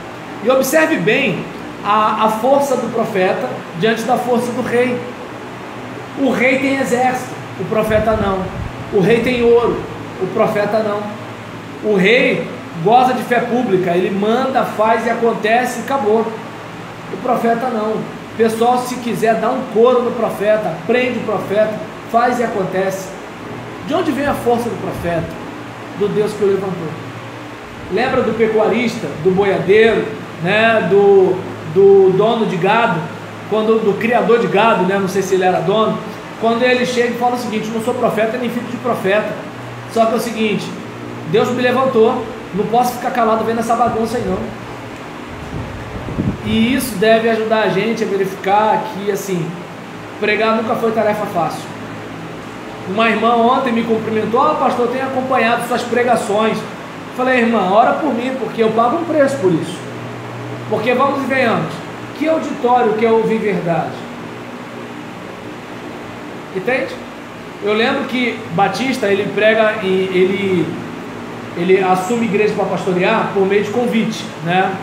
O assembleano, o presidente do campo, ele designa a pessoa para lá e tudo e tal. Claro que ele tem que se relacionar bem com as pessoas, mas é um relacionamento mais, né, de alguém designou você para lá e qualquer coisa tirou você de lá e assim por diante, né? Eu faço parte de um grupo de pastores do bairro e um pastor amigo, né, o presidente tirou ele de lá e mandou para outro lugar e pegou um evangelista e mandou para lá para assumir a congregação.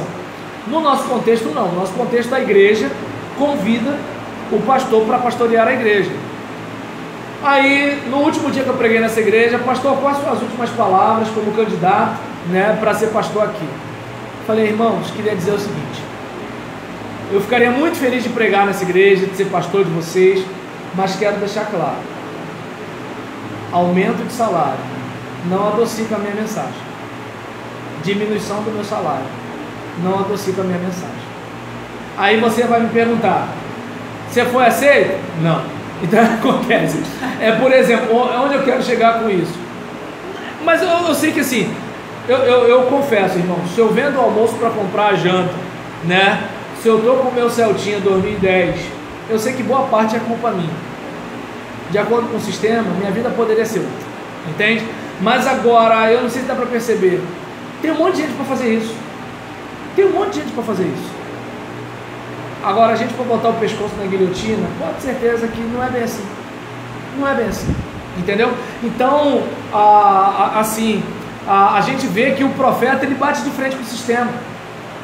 Não estou falando de profeta que escolhe o sistema para combater.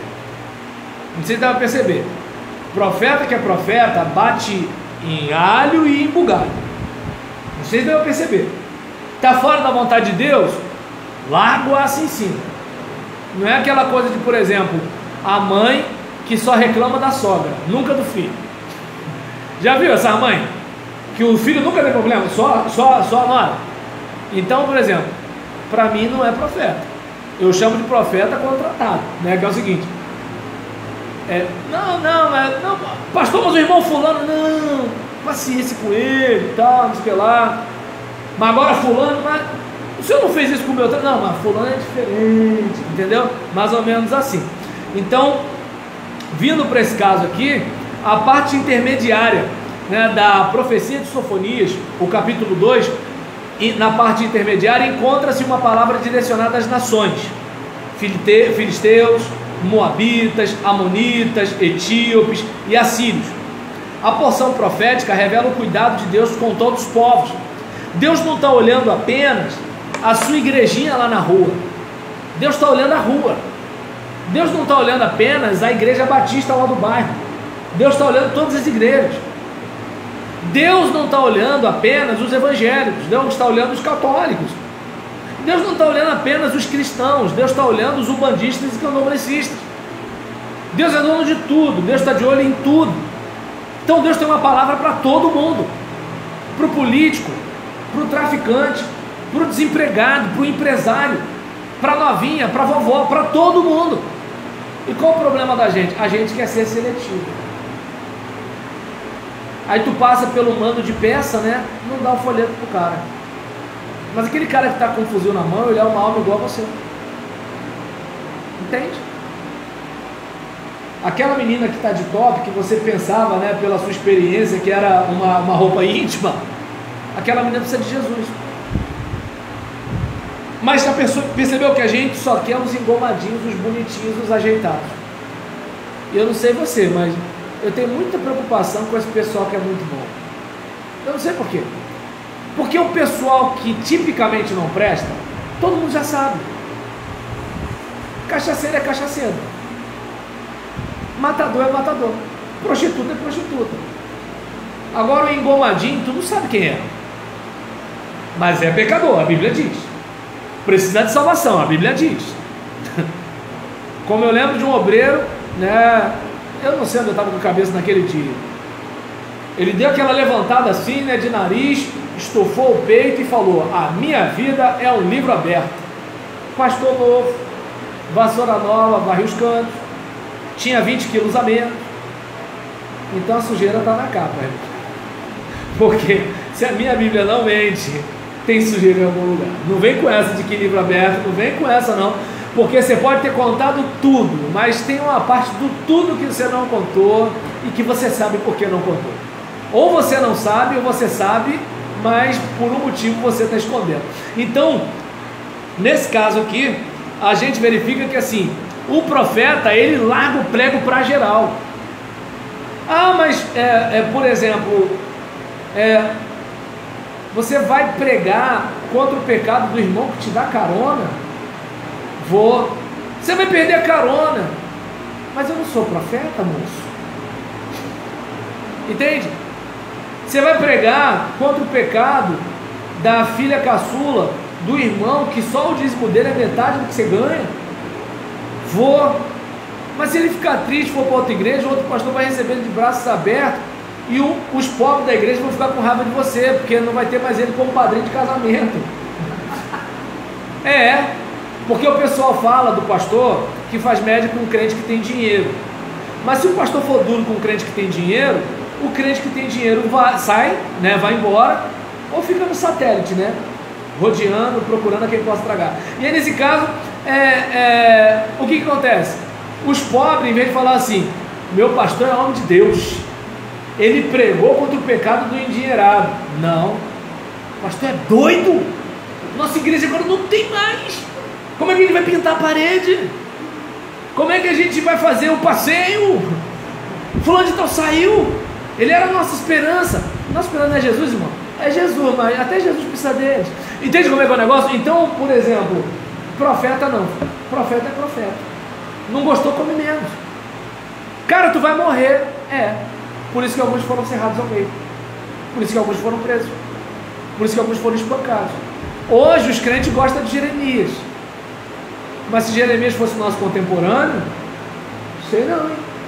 Meu pastor é Jesus. Imagina se teu pastor falasse assim: para trás de mim, Satanás. Já pensou? Eu não ia gostar do meu pastor fazer isso comigo. Jesus fez com Pedro. E aí?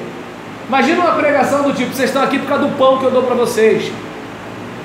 Minha pastor é Jesus. Fala sério. Então o que acontece? Aí tu olha, por exemplo, uma situação dessa, você vai verificar o seguinte, né? O povo sai, porque o povo não gosta, o povo é mal criado. E aí Jesus, em vez de fazer aquele apelo assim: você que quer aceitar Jesus, você também não vai embora não? Entende? Ah, minha pastor é Jesus, pra cima de mim, rapaz, pra cima de mim, fala sério. Então, nesse caso aqui, a gente vê a questão da porção profética para geral. Sofonias, né, ele prega, né, para Jerusalém. Jerusalém voltou à tona no capítulo 3. Ele prega para a nação de Israel, ele prega para todos os povos e ele prega para Jerusalém. Na primeira parte do texto, 3.3, na primeira parte do texto é vista como uma cidade que precisava urgentemente de uma transformação.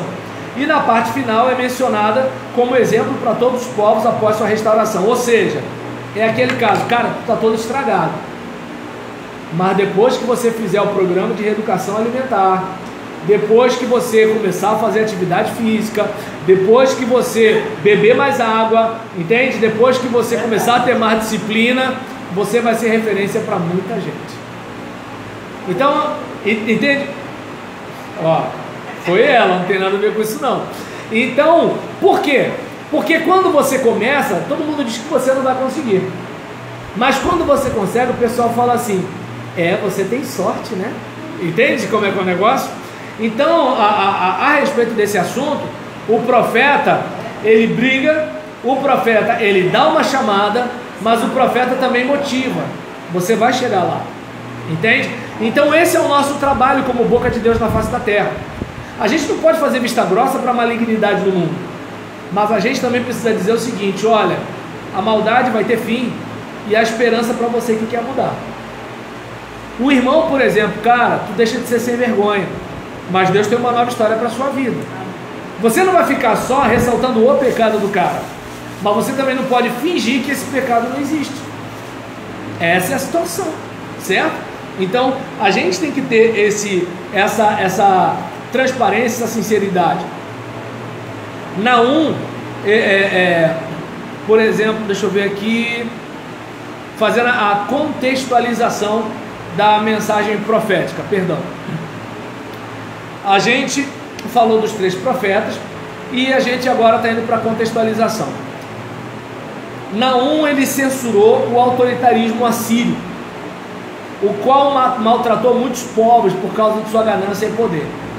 Uma coisa assim que vocês podem observar: os assírios, eles entram num país, pega o povo daquele país e leva para um outro país, e pega o povo de lá e bota aqui para quê? Descaracterizar o povo. Na hora, por exemplo, de tomar o país, é na barbaridade, uma barbaridade legal mesmo, da boa, entende? É maldade que se come com farinha. Então, ele censurou o autoritarismo assírio. A gente, por exemplo, está vivendo um dilema no mundo entre a segurança e a liberdade. Precisamos dos dois, mas agora a liberdade é a coisa mais cara que o indivíduo tem. Países de governo autoritário não têm liberdade, e essas pessoas, quando elas têm acesso à rede internacional como a internet, elas também não podem nem falar sobre algumas coisas. Agora eu pergunto para você o seguinte: alguns países que podem ser tidos como bons por algumas pessoas, por que as pessoas fogem dele? Não era só pegar um visto e sair? Por que tem que fugir? Por que a gente não sabe direito o que acontece em alguns países? Então é algo para a gente pensar. Eu assisti um vídeo, tem um canal que eu gosto muito no YouTube chamado Sputnik. Eles colocam, esse canal coloca pessoas diferentes para debater. Por exemplo, rabino, pastor e padre, prostituta e pastor evangélico, atriz pornô e virgem. Aí eu assisti um que era um refugiado venezuelano e uma vereadora mulher trans do PSOL. Foi muito legal, muito legal. Porque ele estava dizendo o seguinte, olha, para mim o capitalismo não é o mal no mundo, ele é um sistema, assim como existe o socialismo. Só tem uma coisa, num país capitalista você pode defender o socialismo, agora aí no país socialista você pode defender o capitalismo? Até onde vai a sua liberdade? Entende? Então a gente pode, né? Quem sou eu aqui para falar de Fidel Castro, de Che Guevara, desses caras assim? Quem sou eu? Não sou nem maluco, né? Porque pelo menos assim, as pessoas que eu conheço, né, que vão tendo acesso com algumas informações, falam deles de um modo espetacular. Mas agora eu fico pensando o seguinte, por que tantos cubanos fogem em mar aberto? Por que eles fogem? Podendo morrer em alto mar. Imagina, você vai na Praia da Barra, cara, você vê aquela onda, se bobear, você não entra. Você vê aquela bandeira vermelha ali, você não entra. Pô, o cara com pneu, gente, com boia, com balsa, com um monte de coisa, para fugir do país. Por que será? Entende? Então você olha e vê o seguinte, o autoritarismo, sabe, é algo que a gente tem que pensar com muito carinho, sabe, com muito carinho mesmo, porque quanto custa a sua liberdade? Quanto custa você dizer o que você pensa? Sabe, quanto custa você ser livre para pensar no que você quiser?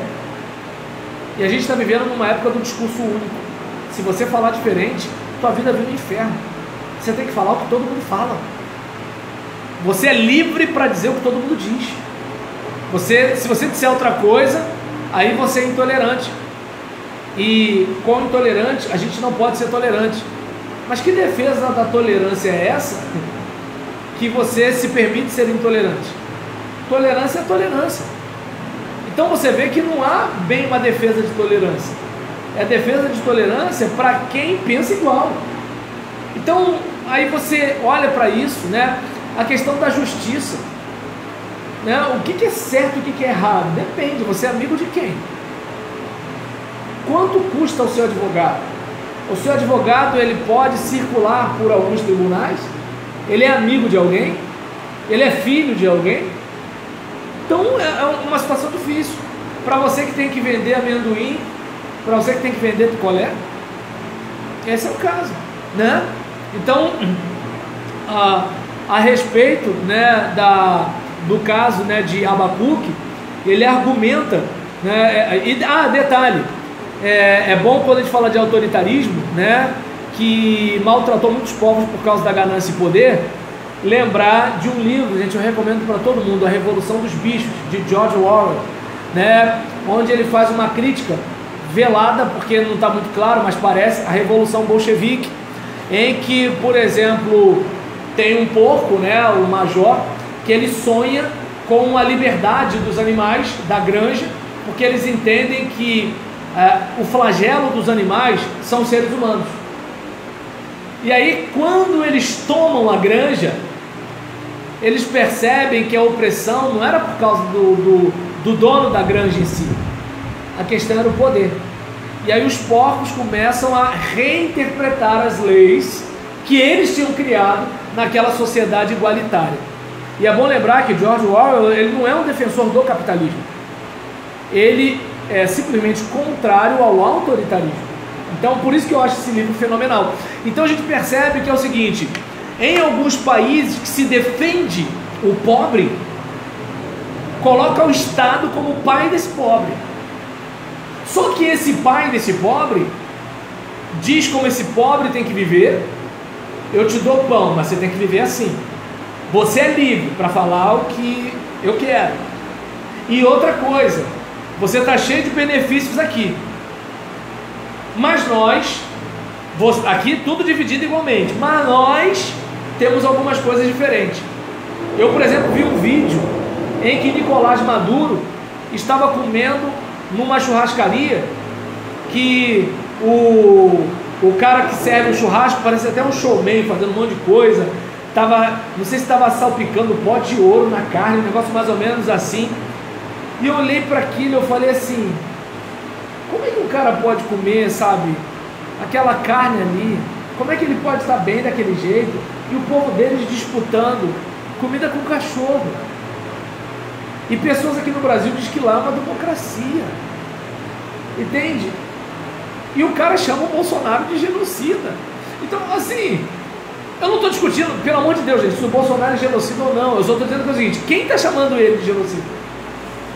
Entende como é que é o negócio? Assim, o que eu estou falando aqui é que do jeito que eu falo pode parecer: ah, o pastor está dizendo, né, que fulano é do bem, Beltrano é do mal. Eu não acredito em mocinhos. Não acredito. Nem dentro da igreja, nem fora da igreja. Nem na esquerda, nem na direita. Nem na televisão, nem na internet. Para mim não existe mocinho. Gente, eu não acredito nem em mim. Até eu vacilo comigo.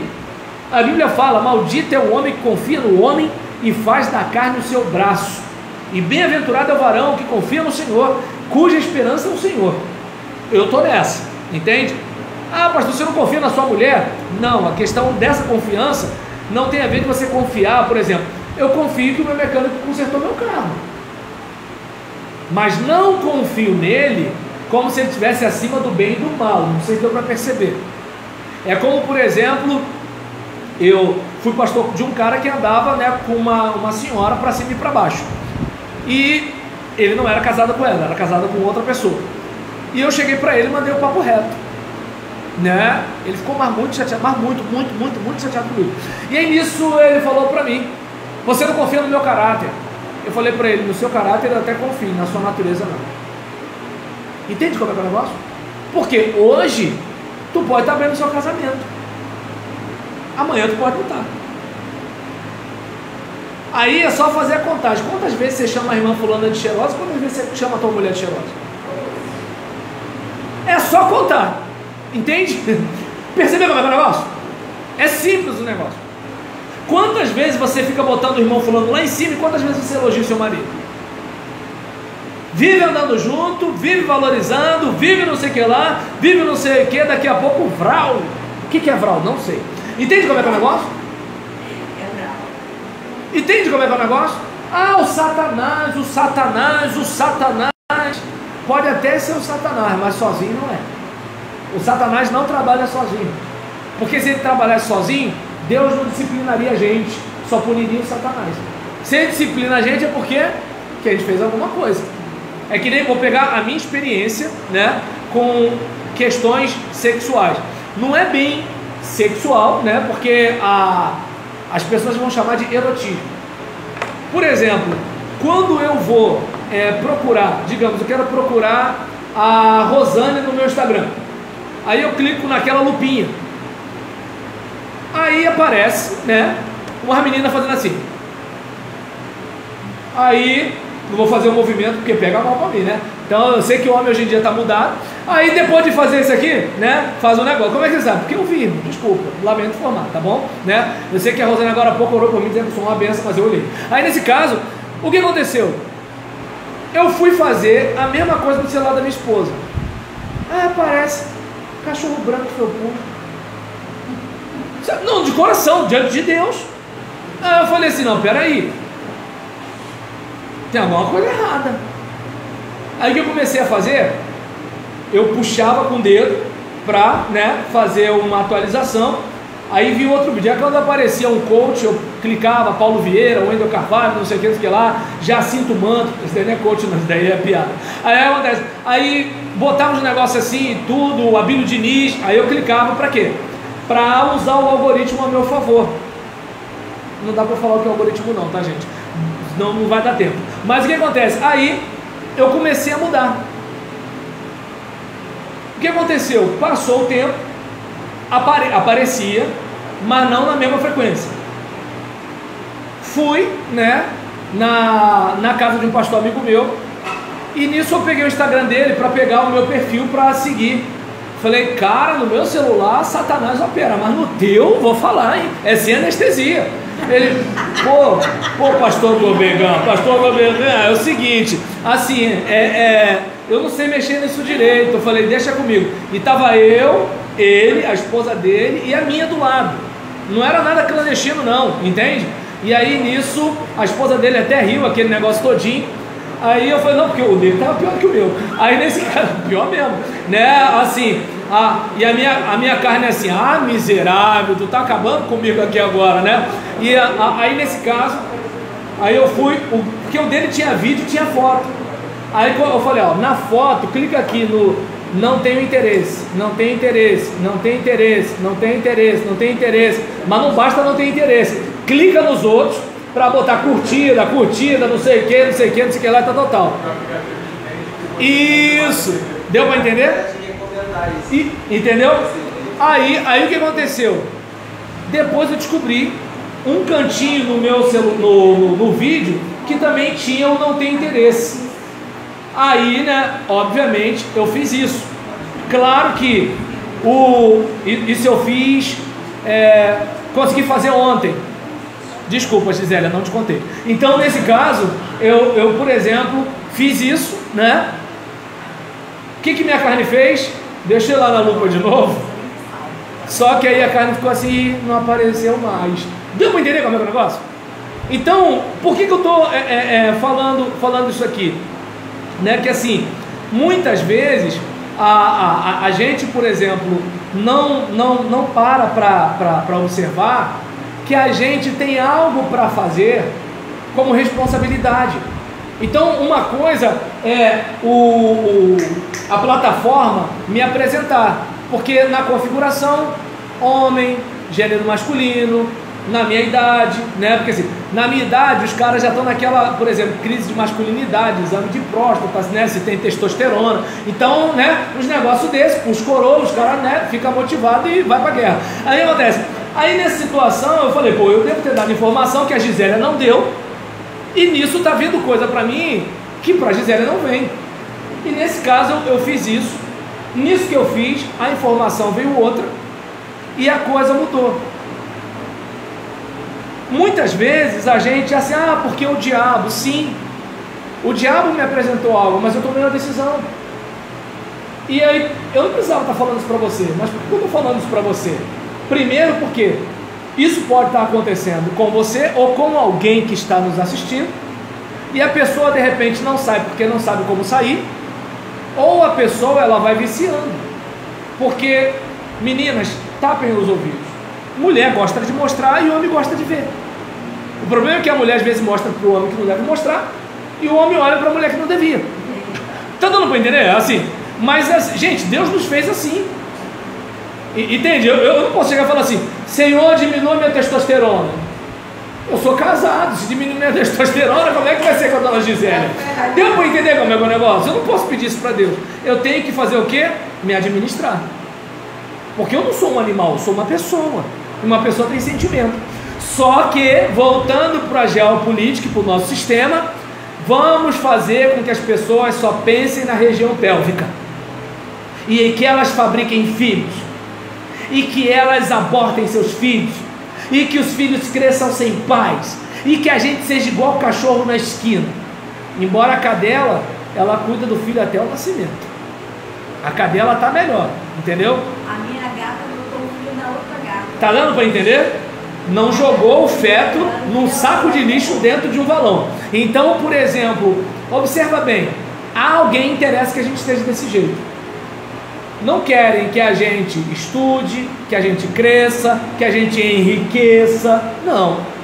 Enriquecer só se você estiver na regra do jogo. Fora da regra do jogo, não. Entende? Então é uma coisa mais ou menos assim, né? E aí a gente vê, né, que Abacuque ele argumentou o modo e o tempo da correção divina, e Sofonias contribuiu para que as reformas religiosas acontecessem. Então, por exemplo, Naum, né, critica o autoritarismo que acaba camuflando a sede de poder dos autoritários. Abacuque, né, ele argumenta sobre o modo e o tempo da correção divina. Mas por que Deus quer desse jeito? E depois ele fala o quê? Ainda que eu vou me alegrar no Senhor. Sofonias bate na tecla da reforma religiosa, né? E quando ele bate, se puder trazer mais água, tá? Ele bate na tecla da... também. Bate na tecla da reforma religiosa, ou seja, a gente tem que se reinventar. Tem que se reinventar. Porque observa bem, mais uma vez eu falo, do BRT eu não vejo nada mudar. Entende?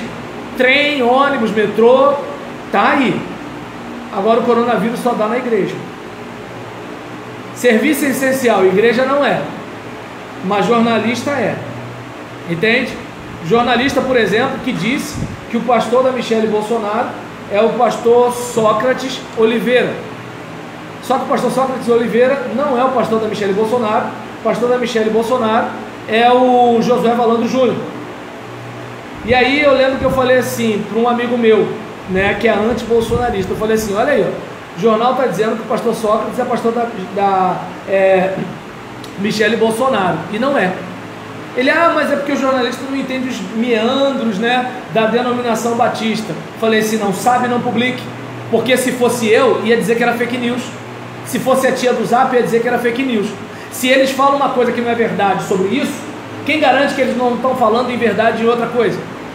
Eu vi jornalistas zombando de médicos que estavam apresentando uma outra proposta de combate nesse período de sobrevivência à pandemia. Eu falei: o que é um jornalista para zombar de um médico? Qual é a formação do jornalista para zombar de um médico? Entende como é que é o negócio? Então aí você olha o tempo que a gente está vivendo. A coisa está mais ou menos assim. Então, diante desse caos, né, a igreja precisa se reinventar. Pastor que não sabe usar um Facebook, Instagram, eu até entendo que o jovem está no Instagram, mas os velhos já estão no Facebook. Pastor que não sabe usar um Facebook, não sabe fazer uma reunião de liderança no Zoom, vai ter problema, porque a cada dia que passa é uma pressão para fechar, entende? Quer fazer culto? Vai fazer no ônibus lotado, que tem gente que ainda para tossir e tirar a máscara. Entende como é que é o negócio? Então a coisa está mais ou menos assim. Cadê, né, as pessoas que estão tão... porque a pessoa que faz o culto, ela é uma irresponsável. Sim, tá cheio de gente no lugar, vírus não escolhe quem é crente e quem não é crente. Agora a pergunta que você faz é o seguinte: enquanto, né, tem gente que está preocupado com a questão da igreja, com o distanciamento social, a gente não vê a mesma preocupação com o ônibus lotado, com uma pessoa encostando na outra, que se um tirar o pé, não bota de novo. E detalhe, gente, esse vírus não ataca apenas pelas as vias respiratórias, ataca também, né, oftalmologicamente, né, pode pegar pelo seu globo ocular. Aí imagina, você está com máscara, o outro está sem máscara, ele tossiu, você não tem óculos para se proteger, o ônibus está cheio. Aí a igreja com cada 3 pessoas, um longe do outro. Isso é um crime. As pessoas estão morrendo de tiro, irmãos. Entende? A gente está vivendo uma área de guerra. O que acontece nos nossos bairros, nos nossos municípios, eu estava acostumado a ver na guerra do Iraque, na televisão. Entende? Eu nunca imaginei que um dia eu veria traçantes do céu de Duque de Caxias. Entende? Aí o que acontece? Eu via isso nos vídeos do jornal, né? Os soldados iraquianos, né, lutando contra os soldados norte-americanos. Eu via isso. Então, se a igreja não se reinventar, se o pastor não aprender a lidar com rede social, se os crentes, em vez de ficar aí de guerra ideológica, não começarem a falar assim: Deus abençoe sua semana, estamos orando por você, entende? Coisas do tipo, olha, a coisa não vai para frente, não vai, porque os crentes estão sendo fomentadores de pensamentos ruins na internet. Não, gente, cadê alguém para botar Deus é o nosso refúgio e fortaleza? Cadê alguém para colocar creio que tu és a cura?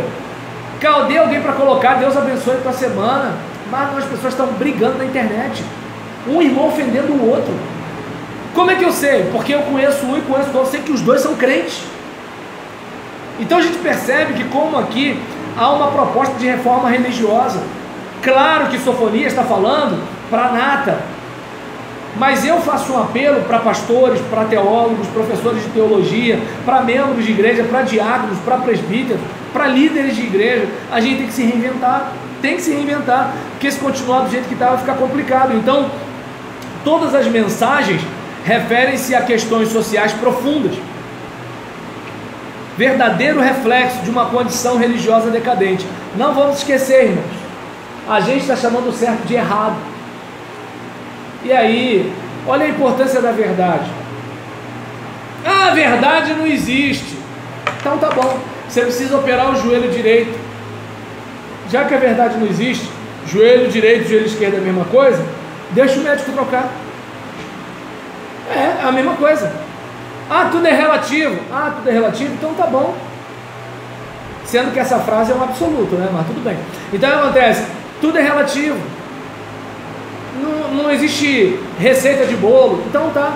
Vai fazer uma ponte, né? Só com papel. Vai lá. Então, assim, as pessoas, elas não conseguem perceber que, assim, nem tudo é relativo, não. Existe verdade, sim. Existe verdade, sim. Quer ver uma coisa? O pessoal fala muito de negacionismo, né? Já que não existe verdade, não existe vírus. Fala isso para você ver o que acontece. Claro que existe vírus. Porque as pessoas estão morrendo. Existe verdade. Mas percebe que não existe verdade. Ah, porque mentir não é problema. Então tá bom. O cara bota água no lugar de álcool no seu carro. Mentira não é problema. A garota vai transar com o rapaz, só que ela não sabe que tem AIDS. Ela pensa que ele é saudável. E isso, o engano não é problema não. Aí olha a sociedade como é que tá. A sociedade está assim. Os filhos não respeitam os pais. O pai chegou primeiro. É como, por exemplo, aquela menina, ela quer sair com todo mundo. Ela não sabe quem era o pai dela. Se ela ouvisse o pai dela, mas meu pai está velho. Ela não sabe quem é o pai dela. Se escutasse o pai dela, talvez não parasse na mão do cara errado. Porque hoje ela sai com todo mundo, amanhã ela sai com um cara que vai matá-la. E aí? Namorinho de internet. O cara está dentro do quarto conversando com o pedófilo. Então, numa sociedade como essa, em que as crianças são orientadas a se protegerem dos pais, mas elas não são orientadas a se protegerem do Estado. E aí eu lembro de muitas falas do Ricardo Boechat na Band News, quando ele falava sobre o Estado deveria servir a sociedade, mas é a sociedade que serve o Estado. Olha os benefícios, observa bem, entende? Pensa bem. Então, contextualizando, né? O nosso Deus é soberano. A ética do Deus soberano é a ética do reino, que pressupõe a realização de um plano especial. É a questão da ética do dever. Vivemos hoje uma ética que a gente chama de teleológica. Resumindo, os fins justificam os meios. Os fins justificam os meios. É aquela coisa, não é fazer o que é certo, é fazer o que dá certo. Entende? Pastor, mas isso aqui não, mas funciona. Mais ou menos isso. E existe uma ética chamada de ética deontológica, que é a ética do dever. Mas isso aqui não é muito legal, mas eu devo fazer. Esse é o caso. É como, por exemplo, a minha esposa, hoje, se ela está assistindo esse vídeo, ela sabe de toda essa minha trajetória para vencer essa parada. Agora, eu, por exemplo, poderia, além de não compartilhar com você, eu poderia não ter mexido lá. Mas é uma questão de dever. Aí, por exemplo, eu vou dizer para você que eu não sentia nenhum prazer visual olhando. Claro que sentia. Mas você é pastor? Não pode. Desculpa, mas tem pastor morrendo de Covid-19. Eu tenho um organismo como todo mundo. Entretanto, o que a gente precisa fazer? Tomar uma decisão. A ética do dever diz o seguinte: espera aí, se fosse a minha esposa vendo um cara, e aí? Como eu me sentiria? É só se colocar no lugar. Tudo bem, eu sei que mulher não faz isso, é só homem, mas o que acontece? Mas se isso acontecesse em algum país do mundo, como eu me sentiria? Mal. Então, me colocando no lugar dela, qual é a ética do dever? Não fazer. Ela sabendo ou não sabendo. É fácil? Claro que não. Claro que não. Principalmente no mundo que a gente vive. Mas agora, é uma questão de dever.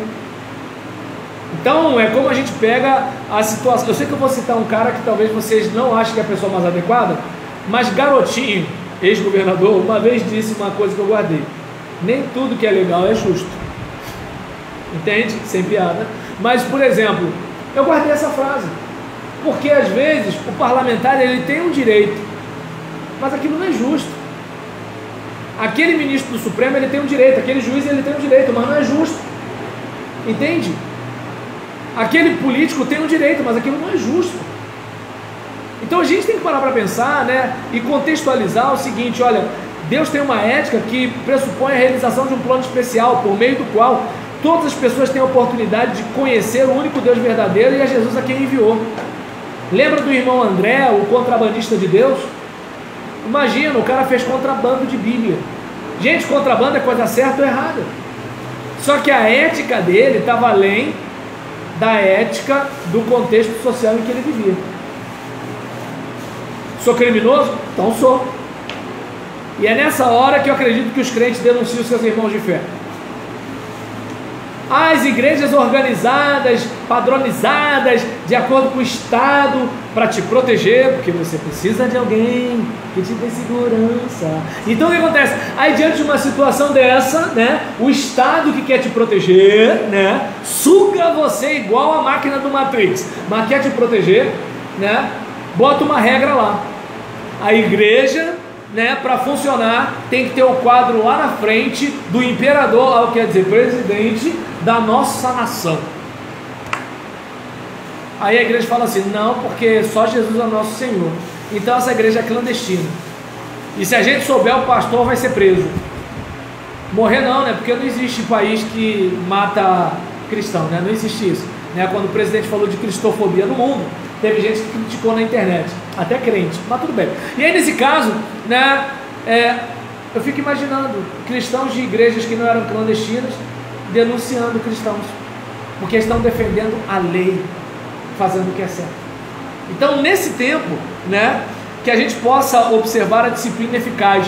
Em Abacuque se vê a explicação acerca do modo de Deus tratar com o seu povo, no sentido de corrigi-lo na maneira de reconduzi-lo ao caminho seguro. Esse é o nosso Deus, certo? Ele faz do jeito que quer, usa quem Ele quiser. E a questão da religião popular.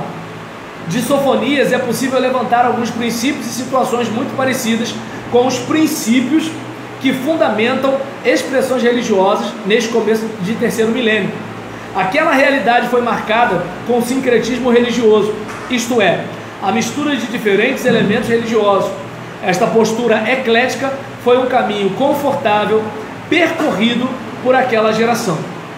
Se der tempo, agora no intervalo e eu conseguir, eu vou mandar lá para o grupo um vídeo do Leandro Carnal falando sobre a questão da religião, como é que eu posso dizer, genérica, né? O cristianismo genérico, um cristianismo meio que sem Deus, que os religiosos estão fazendo. Sendo que Leandro Carnal, gente, não é nem cristão. Tá dando para entender? Mas ele percebe que o pensamento cristão de hoje não é muito cristão. Ele está na área do pensamento, hein? Ele não é crente, entende como é que é o negócio? Mas ele consegue perceber que o pensamento cristão não é cristão. Estranho, né? Então, que a gente, né, possa observar isso, né? E dentro de mais ou menos 10 minutos, a gente está de volta para ir para a última aula e a gente ir embora, tá bom, minha gente?